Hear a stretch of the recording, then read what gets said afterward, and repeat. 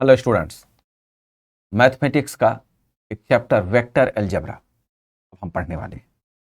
Vector algebra जैसा इसका नाम है, वेक्टर एक अलग वर्ड है, अलजेब्रा एक अलग वर्ड है, दोनों को मिलाकर इस कंप्लीट चैप्टर को बनाया गया। अलजेब्रा क्या होता है?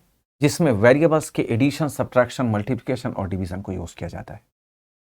लेकिन अब वेक्टर क्या है हम पहले ये देख लेंगे, और फिर अलजेब्रा में जो भी करते हैं हम वह सभी वेक्टर के साथ यूज करेंगे। लेकिन अगर हम इंडिपेंडेंट वर्ड एल्जेब्रा को ही देखें तो एल्जेब्रा में तो एडिशन, सब्ट्रैक्शन, मल्टीप्लिकेशन और डिवीजन किया जाता है वेरिएबल्स का। अब हम डिवीजन तो नहीं करेंगे, एडिशन, सब्ट्रैक्शन, मल्टीप्लिकेशन करेंगे और वो वेक्टर के साथ करेंगे। तो हम पहले वेक्टर देख लेते हैं क्या होता है, उसके बाद हम देखेंगे कि इसका एल्जेब्रा में यूज कैसे है, मीनिंग वेरिएबल्स के साथ इसका यूज कैसे है। फर्स्ट एक्सरसाइज में केवल वेक्टर को ही एक्सप्लेन किया गया है, पहले हम ये देख लेते हैं। उसके बाद आगे के एक्सरसाइज के लिए एलजेब्रा के साथ वेक्टर को कैसे यूज करेंगे ये हम सीखेंगे। तो सबसे पहले हम वेक्टर की डेफिनेशन देखते हैं क्या है। Vector a quantity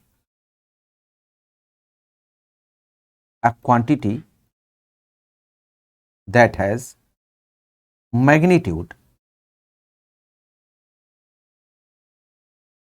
magnitude as well as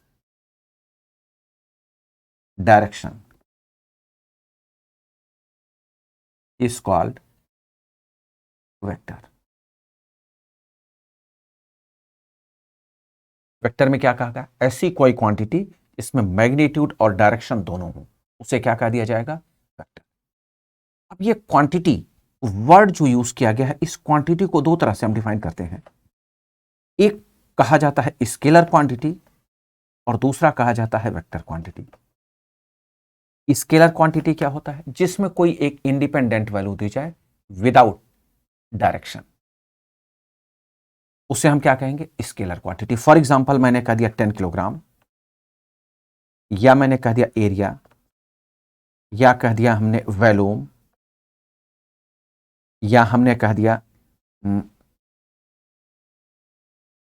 metre, 10 metre.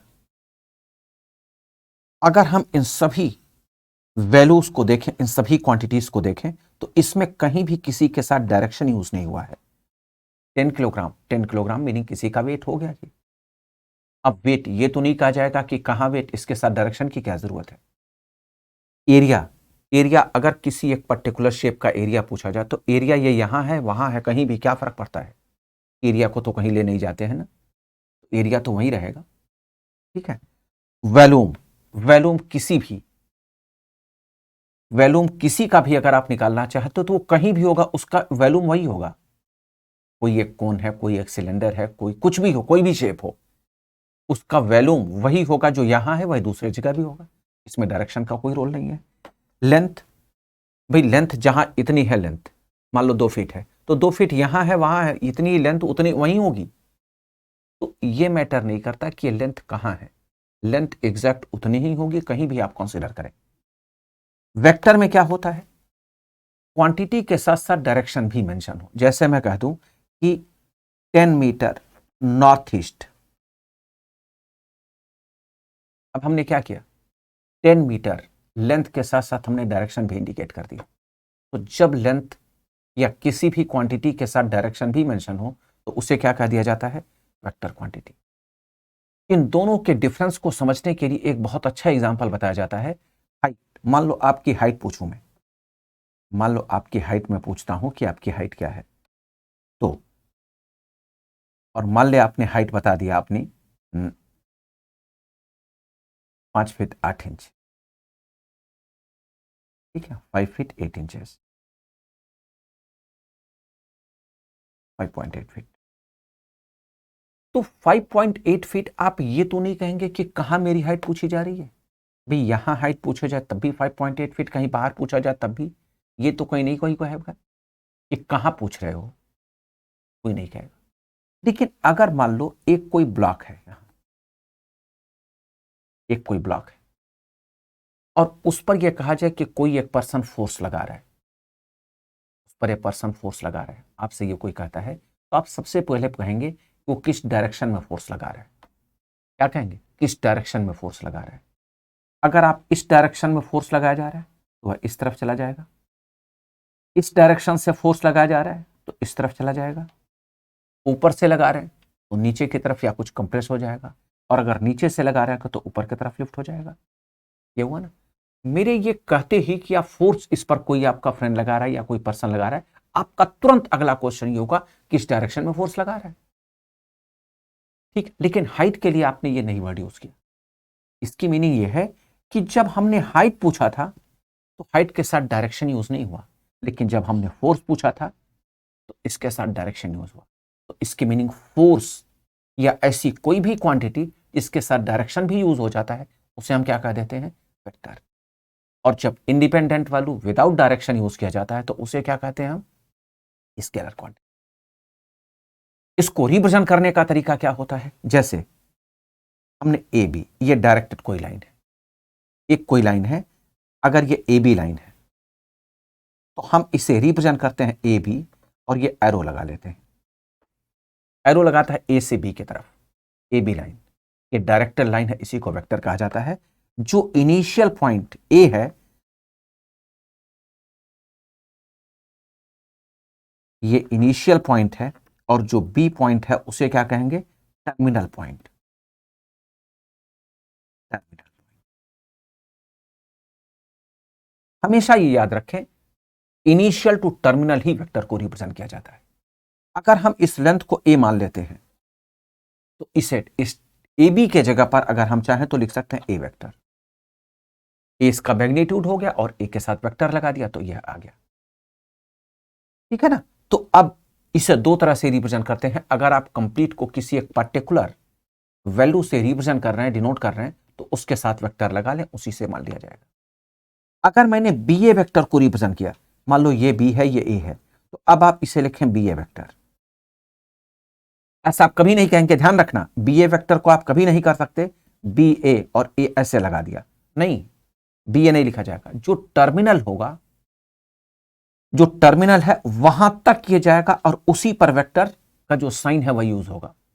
जो इनिशियल है, स्टार्ट वहीं से होता है। इनिशियल स्टार्ट कहां से हुआ है, बी से, तो बी से ये डायरेक्ट लाइन का एरो स्टार्ट किया जाएगा, और कहां पर जाएगा, जो टर्मिनल है वहां तक जाएगा। ठीक है, तो इस तरह से हम डिनोट कर लेते हैं वेक्टर को और स्केलर को। ठीक है, आगे हम कुछ टाइप्स देखते हैं कि वेक्टर के कौन कौन से टाइप्स होते हैं। अभी इस पर बेस्ड बहुत सारे एग्जांपल्स हम करेंगे आपके पूरे एक्सरसाइज में। जो फर्स्ट एक्सरसाइज है ये इसी पर बेस्ड है। हमें डिफाइन उसमें करना है कि कौन सी क्वांटिटी वेक्टर क्वांटिटी है, कौन सी स्केलर क्वांटिटी है। वेक्टर में बस केवल एक ही स्टेटमेंट ध्यान रखें, directed line meaning quantity with direction, magnitude with direction, तो उसे हम वेक्टर कह देंगे। और विदाउट डायरेक्शन आप थिंक कर लें, डायरेक्शन है तो वेक्टर है, डायरेक्शन नहीं है तो वेक्टर नहीं है। ठीक है, तो अब कुछ हम टाइप्स देख लेते हैं जो हम बार बार यूज करेंगे, इन वर्ड्स को बार बार यूज करेंगे। हम इसे कहते हैं टाइप्स ऑफ वेक्टर।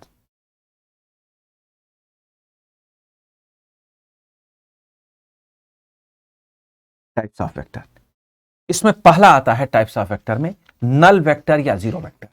ये क्या होता है नल वेक्टर या जीरो वेक्टर, हम इसे पहले देखते हैं।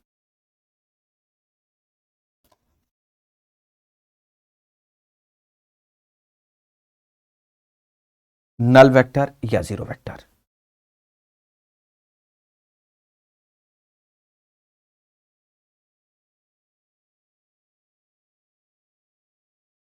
ऐसा कोई भी लाइन जिसका टर्मिनल और इनिशियल दोनों कॉन्साइड हो। अब जरा समझो, ये हमने लाइन जो ड्रॉ किया था वो क्या था, बी यहां था, ए यहां था, मीनिंग इनिशियल और टर्मिनल के बीच का कुछ डिस्टेंस तो था ना। लेकिन अगर मैं ये कहूं कि टर्मिनल और इनिशियल के बीच में कोई डिफरेंस नहीं है, यही है लाइन, यही है, तो इसमें कुछ मैग्नीट्यूड तो कुछ बना ही नहीं ना। मैग्नीट्यूड कुछ नहीं है तो डायरेक्शन की बात ही खत्म हो गई। आप जरा सोचें, मैग्नीट्यूड अगर नहीं है तो डायरेक्शन की बात ही खत्म हो गई। डायरेक्शन कुछ भी हो सकता है, ऊपर भी हो सकता है, नीचे भी हो सकता है, लेफ्ट साइड हो सकता है, राइट साइड हो सकता है, कुछ भी नहीं। ठीक है, क्योंकि वेक्टर की डेफिनेशन क्या है, वेक्टर की डेफिनेशन ये है कि magnitude as well as direction, यही तो कहा गया ना, मैग्नीट्यूड इसमें नहीं है, तो ऐसे किसी भी फॉर्मेट को इसमें मैग्नीट्यूड डिफाइन नहीं होता, या आप यूं कह सकते हैं कि इनिशियल पॉइंट और टर्मिनल पॉइंट एक ही पॉइंट के लिए है, तो हम उसे क्या कह देंगे, नल वेक्टर या जीरो वेक्टर। आप अगर चाहें तो एनी डायरेक्शन लिख सकते हैं, या डायरेक्शन नॉट डिफाइंड लिख सकते हैं, ठीक है, तो यह हो जाएगा, आप लिख सकते हैं एनी डायरेक्शन।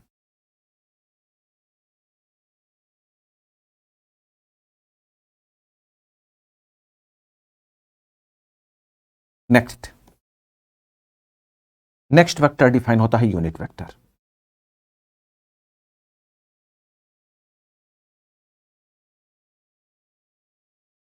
समझना अच्छी तरह से, यूनिट वेक्टर, यूनिट वेक्टर यह होता है एक सिंगल यूनिट के लिए, एक सिंगल यूनिट के मैग्नीट्यूड के लिए जो हम वैल्यूज डिफाइन करते हैं उसी को हम यूनिट वेक्टर कहते हैं। डेफिनेशन से बहुत अच्छी तरीके से क्लियर नहीं हुआ होगा, एक एग्जांपल देखो। मान लो मैंने कहा कि ए से बी का डिस्टेंस 1 किलोमीटर है, तो ये 1 किलोमीटर यूनिट वेक्टर हो गया। यूनिट मींस 1 किलोमीटर नहीं, 1 आइडेंटिटी यूनिट, वो 1 कुछ भी हो सकता है।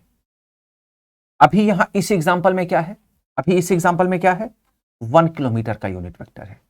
लेकिन जरा सोचो ध्यान से कि अगर हम इसी 1 किलोमीटर को, इसी 1 किलोमीटर को अब हम किलोमीटर में नहीं, अब हम मीटर में लिख रहे हैं, तो अब ये क्या हो गया, मान लो 1000 मीटर, ठीक है, और इसमें हमने 1 मीटर लिया, तो ध्यान रखना जो 1 मीटर की लेंथ होगी ना, वो यूनिट वेक्टर कही जाएगी। यहां भी 1 है, 1 किलोमीटर में भी 1 था, लेकिन वहां 1 किलोमीटर का यूनिट वेक्टर माना गया था, और यहां 1 मीटर का यूनिट वेक्टर माना जाएगा। मीनिंग किसी भी स्टैंडर्ड स्केल में जो 1 वैल्यू को रिप्रेजेंट करेगा, हम उसी को यूनिट वेक्टर माने। और अगर इस क्वांटिटी को हम ए से रिप्रेजेंट करते हैं, तो यूनिट वेक्टर को रिप्रेजेंट किया जाता है ए कैप से, यूनिट वेक्टर को रिप्रेजेंट किया जाता है ए कैप से। क्लियर हुआ? 1 सेंटीमीटर भी हो सकता है, 1 मीटर भी हो सकता है, 1 किलोमीटर भी हो सकता है, कुछ भी हो सकता है। नेक्स्ट, अभी और अच्छी तरह से आगे इस यूनिट वेक्टर को यूज करेंगे, इससे कैलकुलेट करने का फार्मूला भी सीखेंगे कि कैसे यह कैलकुलेट होता है, ठीक है, क्योंकि अभी हमने मैग्नीट्यूड की वैल्यू को कैलकुलेट करने का फार्मूला नहीं बताया। मैग्नीट्यूड का फार्मूला देखेंगे तब यूनिट वेक्टर को कैलकुलेट करने का फार्मूला सीखेंगे, ठीक है, क्योंकि ध्यान देना यूनिट वेक्टर की मीनिंग ये पोर्शन, और ये कंप्लीट तो 1 किलोमीटर है ना, तो यूनिट वेक्टर की कुछ तो वैल्यू होगी, ठीक है, तो वो हम कैसे एग्जैक्ट कैलकुलेट करते हैं वो हम आगे देखेंगे। अभी एग्जांपल से आप यूनिट वेक्टर को समझ लें। जैसे 5 किलोमीटर कहीं भी है, तो उसमें जो 1 किलोमीटर का डिस्टेंस होगा वह मान लिया जाएगा यूनिट वेक्टर, ठीक है। चलिए जी आगे चलते हैं। नेक्स्ट आता है को इनिशियल वेक्टर।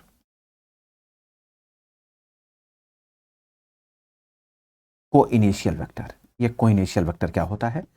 अगर आपने कहीं भी 2 वेक्टर को डिफाइन किया है, कहीं भी आपने 2 वेक्टर को डिफाइन किया, ए बी, या ए वेक्टर को आपने मान लिया, यहां ए वेक्टर को लिख दे, ये हटा दे, और यहां आपने एक बी वेक्टर डिफाइन कर दिया। अगर हम ए वेक्टर और बी वेक्टर को देखें तो इन दोनों का इनिशियल पॉइंट एक ही है। जब किसी भी 2 वेक्टर का इनिशियल पॉइंट एक ही होता है तो उसी को को इनिशियल कहते हैं। को इनिशियल, 2 का एक ही हो इनिशियल, को मीनिंग एक साथ एक ही जगह। जैसे आपने पढ़ा होगा को एजुकेशन, एक ही स्कूल में जो बॉयज गर्ल्स पढ़ते हैं। कोई स्टार्स, एक ही मूवी में साथ काम करने वाले स्टार्स। को इनिशियल, एक ही फिगर में 2 वेक्टर का इनिशियल पॉइंट एक ही हो, तो उसे हम को इनिशियल कहते हैं, ठीक है। Next, collinear.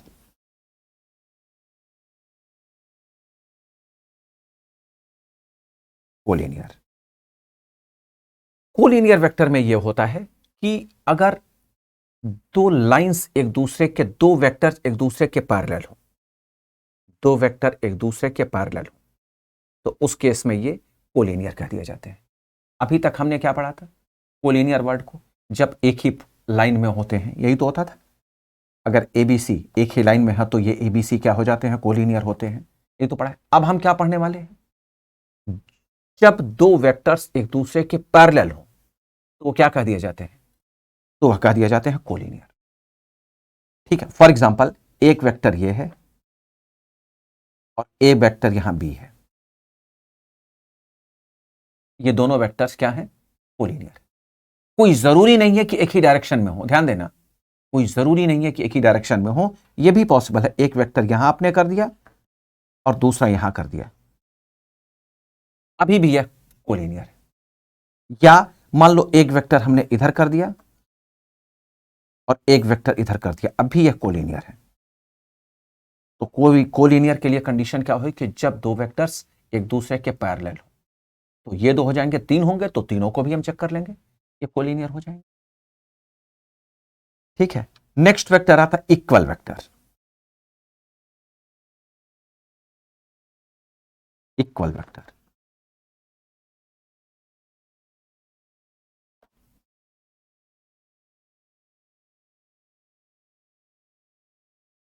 अगर किसी दो वेक्टर्स के मैग्नीट्यूड और डायरेक्शन सेम हो तो उस केस में दोनों वेक्टर्स इक्वल वेक्टर्स कह दिए जाएंगे। एक बार फिर समझें, अगर किसी दो वेक्टर्स के मैग्नीट्यूड और डायरेक्शन दोनों सेम हो, फॉर एग्जांपल यहां देखो, ए वेक्टर बी वेक्टर, क्या है? मैग्नीट्यूड और डायरेक्शन दोनों सेम है, तो हम इन दोनों वेक्टर्स को क्या कहेंगे? Equal vector. Vector A equal to vector B हम कह सकते हैं। लेकिन अगर हमने एक वेक्टर इस तरह से यूज किया है और दूसरा वेक्टर इस तरह से यूज किया, कहने के लिए दोनों का मैग्नीट्यूड सेम है, लेकिन क्या इन दोनों के डायरेक्शन सेम है? नहीं है, तो इसे क्या इक्वल वेक्टर कह दिया जाए? नहीं, इसे इक्वल वेक्टर नहीं कहा जाए, ये इक्वल वेक्टर का एग्जांपल नहीं है।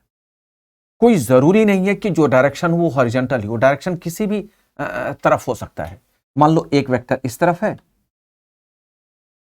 और दूसरा वेक्टर भी इसी तरफ है, इस तरह से, तो अभी ये दोनों वेक्टर्स क्या कह जाएंगे? इक्वल वेक्टर्स कह दिए जाएंगे।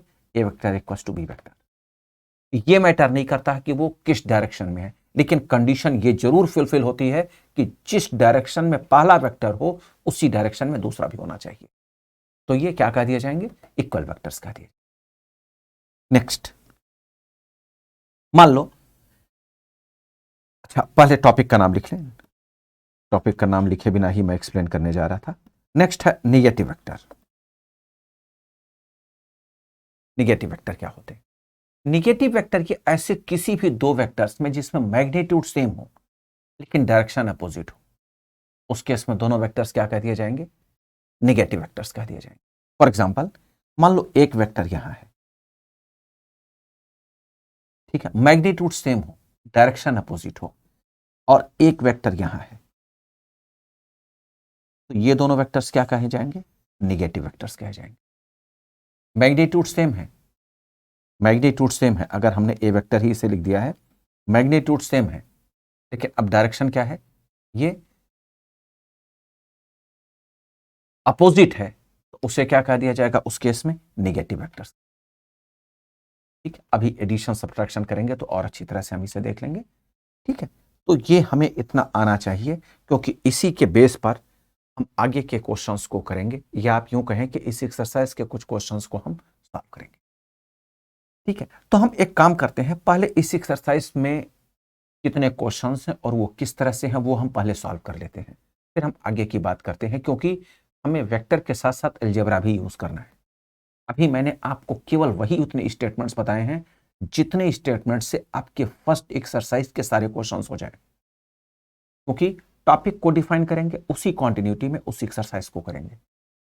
ठीक है, तो अब हम देख लेते हैं पहले इस एक्सरसाइज के क्वेश्चंस क्या हैं और उन्हें सॉल्व कैसे किया जाए, फिर हम आगे की बात करते हैं। तो अब अगर हम एक्सरसाइज की बात करें तो एक्सरसाइज 10.1, अब 10.1 में क्या है? एक्सरसाइज 10.1,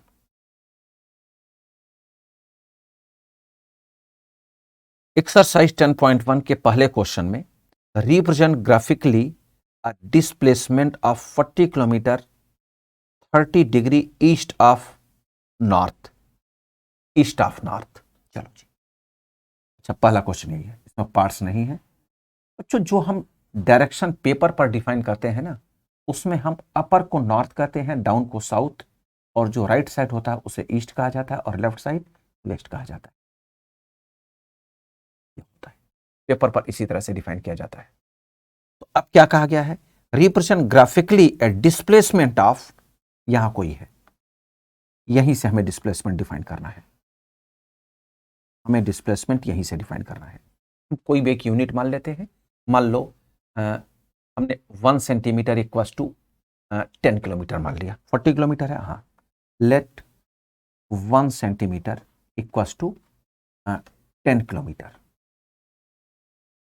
अब आपको 4 सेंटीमीटर बनाना होगा, किसके लिए, 40 किलोमीटर के लिए। 40 किलोमीटर क्या है, 40 kilometre east of north, east of north की मीनिंग, ईस्ट ऑफ नॉर्थ, इसकी मीनिंग नॉर्थ से ईस्ट की तरफ जो आता है वही हमें 40 डिग्री लेना है। ईस्ट ऑफ नॉर्थ, नॉर्थ का ईस्ट, यह हमें ध्यान रखना, उल्टा इसमें यूज किया जाता है, ध्यान रखना। ये नॉर्थ ऑफ ईस्ट की मीनिंग हमें नॉर्थ से, अच्छा, east of north, east of north meaning north का ईस्ट हमें लेना है। तो चलो अब हम नॉर्थ से 40 डिग्री के एंगल पर, 40 डिग्री यहां कहीं आएगा, 40 डिग्री के एंगल पर 4 सेंटीमीटर की एक लाइन ड्रॉ कर दें। 1 सेंटीमीटर, 2 सेंटीमीटर, 3 सेंटीमीटर, 4 सेंटीमीटर, ये जो है लाइन, ये जो डिस्प्लेसमेंट है, हम इसी को क्या कहेंगे, ग्राफ से रिप्रेजेंट करने के लिए कहा गया है। तो ये हमारा हो गया 40 किलोमीटर का यूनिट, आपने जूम कर ही लिया है, यह है सेंटर पॉइंट, यह आपने मान लिया 40 डिग्री। तो जो स्टेटमेंट दिया गया है उसका ग्राफिकल प्रेजेंटेशन यही है, उसका ग्राफिकल प्रेजेंटेशन यही है। अच्छा, इसमें एक स्टेटमेंट और भी मैं बता दूं, मान लो यह कहा जाता north of east, north of east, तो अब क्या करते, ईस्ट से चलते 40 डिग्री नॉर्थ की तरफ, ये ध्यान रखें। यहां क्या है, east of north, east of north की मीनिंग नॉर्थ का 40 डिग्री ईस्ट। ठीक है, तो ये समझने के लिए है कि कैसे हम यूज करेंगे, और जो क्वेश्चन का स्टेटमेंट है उसका सही एक्सप्लेनेशन, सही सॉल्यूशन ये है। चलिए जी, ये था फर्स्ट क्वेश्चन। सेकंड क्वेश्चन पर चलते हैं। सेकंड क्वेश्चन में कहा गया classify the following measures as scalars and vectors. ठीक है, स्केलर और वेक्टर हमें डिफाइन करना है, कई पार्ट्स हैं, तो हमने एक काम किया, स्केलर्स पहले लिख दिया यहां, और यहां लिख दिया वेक्टर, और एक एक का पढ़ते जाएंगे, जो जो जिसमें आता जाएगा लिखते चले जाएंगे। पहला क्या है, 10 किलोग्राम। अब 10 किलोग्राम में चेक करके देखें, डायरेक्शन तो नहीं है, कुछ डायरेक्शन है क्या, नहीं है। पहले वाले एग्जांपल में वेक्टर था क्या, हाँ था, क्यों था, क्योंकि डिस्प्लेसमेंट किया गया है एक पर्टिकुलर डायरेक्शन में। तो मैग्नीट्यूड है, क्या है मैग्नीट्यूड, जो 40 किलोमीटर का है और विद डायरेक्शन है, इसीलिए वह वेक्टर को रिप्रेजेंट करता है। यहां क्या है, स्केलर में 10 किलोग्राम आ जाएगा, तो पहला पार्ट है। दूसरा पार्ट क्या है, 2 मीटर्स नॉर्थ वेस्ट, सोचकर बताएं, 2 मीटर नॉर्थ वेस्ट, सोच ले, मैं तो नहीं सुन पाऊंगा, लेकिन आप खुद जब बताएंगे तो ये क्लियर हो जाएगा कि हाँ ये वेक्टर है। क्यों, क्योंकि डायरेक्शन इसमें शो हो रहा है 2 metres north west, 2 metre north west. चलते हैं अगला स्टेटमेंट, 40 डिग्री, 40 डिग्री टेम्परेचर। अब इसके लिए किसी डायरेक्शन की जरूरत तो नहीं है ना, 40 डिग्री इंडिपेंडेंट वैल्यू, तो 40 डिग्री को किस में यूज करेंगे, स्केलर में यूज करेंगे। और चलें 40 वाट, 40 वाट, ये आप जानते होंगे, ये पावर को मेजर करने का होता है। तो 40 वाट क्या हुआ, तो 40 वाट तो स्केलर में ही आएगा, इसके साथ कोई डायरेक्शन तो है नहीं, ये भी हो गया स्केलर। आगे चलें, 10 रेज़ टू पावर -10 कोलम, ये भी किस में आएगा। अब 10 रेज़ टू पावर ये एनर्जी और पावर से रिलेटेड होता है, तो 10 रेज़ टू पावर -10 ये साइंस स्टूडेंट्स अच्छी तरह से समझ लेंगे। लेकिन अब क्योंकि साइंस और कॉमर्स सिस्टम दोनों के स्टूडेंट्स इस क्लासरूम में बैठेंगे 12th में, तो इसमें आप केवल ये समझ लें कि क्या इसमें डायरेक्शन है। एनर्जी और पावर को नापने के लिए डायरेक्शन की किसी जरूरत ही नहीं है। तो अगर हमसे 10 रेज़ टू पावर 10 कोलम की बात हो रही है, तो ये किस में जाना चाहिए, ये स्केलर क्वांटिटी में ही जाना चाहिए। नेक्स्ट क्या है, 20 मीटर पर सेकेंड स्क्वायर, 20 मीटर पर सेकेंड स्क्वायर। ये क्या है? 20 मीटर पर सेकेंड स्क्वायर। बच्चों देखो, एक होता है स्पीड और वेलोसिटी। अगर हम बात करते हैं 10 मीटर पर सेकेंड, जरा इस एग्जांपल को क्लियर कर लो। 10 मीटर पर सेकेंड, ठीक है। अगर ये स्पीड किसी की मानी जाए और एक ये वेलोसिटी मान लिया जाए, तो जो स्पीड होता है वो हमेशा ध्यान रखना स्केलर होता है, और जो वेलोसिटी होती है वो हमेशा वेक्टर क्वांटिटी हो। क्योंकि जब वेलोसिटी होती है तो वो डायरेक्शन के अकॉर्डिंगली डिफाइन होती है, और जो स्पीड होती है वो डायरेक्शन के अकॉर्डिंगली डिफाइन नहीं होती। आपसे स्पीड अगर पूछी गई है तो ये कभी नहीं पूछा गया किस डायरेक्शन में आपकी स्पीड है, नहीं, केवल स्पीड स्पीड है। तो यहां अगर हम बात करते हैं, ये जो स्पीड है ये स्केलर क्वांटिटी, और जो वेलोसिटी होगी वो क्या होगी? वेक्टर क्वांटिटी, ठीक है। तो यहां जो दिया गया है 20 मीटर पर सेकेंड स्क्वायर, ये भी आप किस में यूज करेंगे? वेक्टर क्वांटिटी में यूज।